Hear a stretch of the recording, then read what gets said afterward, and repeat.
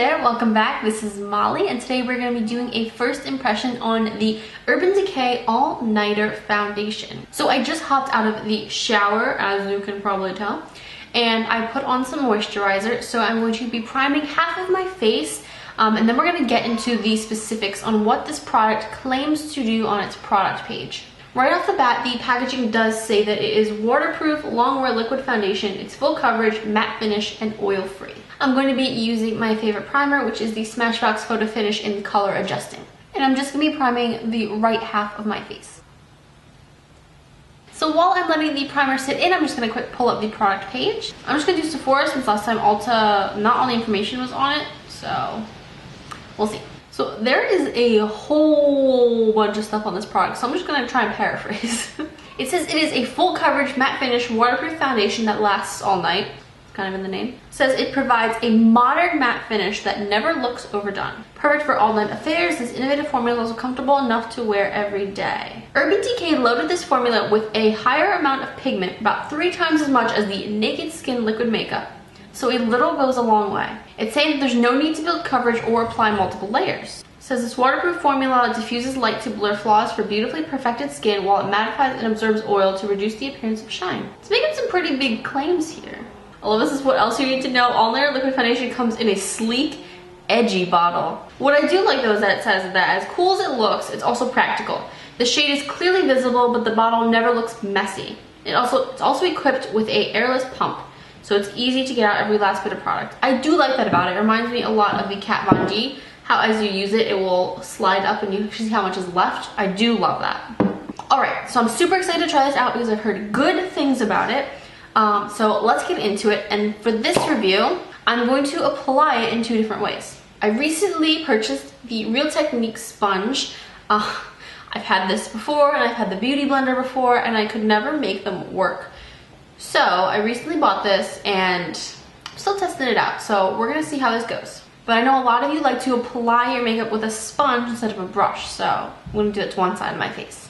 And just so I don't alter any of the results, I will do the brush on my normal side. So this will be like my normal routine, and then this side will be the sponge. So I got shade 0.5 because I am 1.0 in the Naked Skin, but I think that's too dark.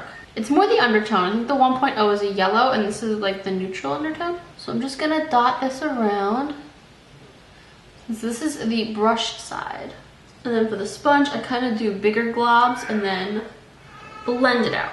It does have a slight scent, but it smells like that cosmetic-y kind of smell. I'm gonna do the sponge side first. It's kind of hard to blend out. It's like really streaky. I'm gonna try putting some directly on. Blend it a little bit better. This is definitely my shade though, which is nice. It's such a beautiful day. I have the windows open. It's like nice enough to just wear like a nice sweater and then you're good to go. It did take a little bit in the beginning to blend out, but I think this might be something you can't have sit on your skin for long. You might just have to like quick apply it like from the back of your hand and go. But we'll see how the brush side goes. I don't think I'm having that same issue on this side. It does kind of look like this side's a little bit fuller of a coverage than the other side. Like you can still kind of see like my freckles and things peeking through, and this side's like, you can see them a tiny bit, but they're not as noticeable. I just want to point out, like, I don't try to hide my freckles. It's just I like the appearance of like a smooth base. There's clearly a difference. Like I can see more of the redness in this side. So let me just try applying a little bit more and try to even it out. This time I'm going to try it from the back of my hand onto the sponge, onto my face. So doing that definitely brought them to an even coverage on each side. So it might have just been my own error not putting enough on this side. I might have put a little bit more on this side, but now they're even. So far, I will say it definitely is full coverage, and it definitely has a matte finish. Looks nice. I'm going to do the rest of my makeup, then I will be back to update you guys and also do my hair a little bit too. So I finished putting on the foundation a little after 2 p.m. It is now almost 3 p.m. I had some issues doing my makeup, but I'm here. So far I'm not noticing anything bad. Just the normal of settling into smile lines and the forehead lines. But other than that, nothing too much going on. It's just a matte finish Nothing's peeking through yet, so it looks pretty good. So I'll check back later and update you guys with how it's wearing. It is now 1:40 in the morning. It's ridiculous that I'm up this late. But anyway, here I am for my final check-in. So I hope you're not too distracted by my sweet mustache.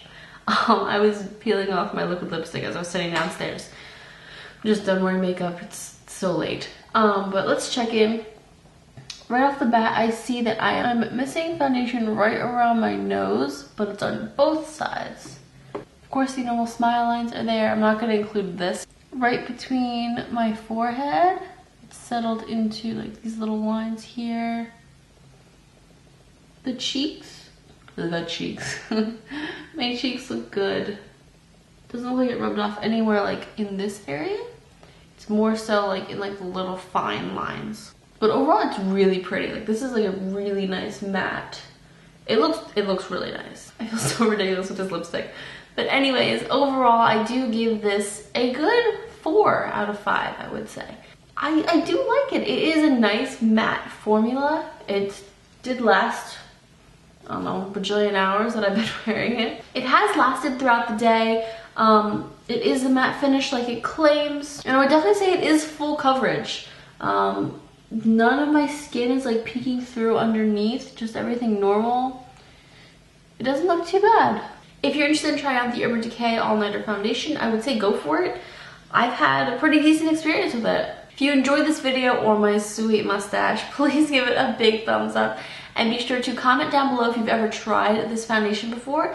If you have a different skin type, that would also be very helpful because, you know, I want to know how this wears on oily people compared to me who has like normally dry skin.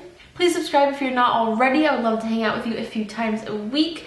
I will catch you on my next video. Bye-bye.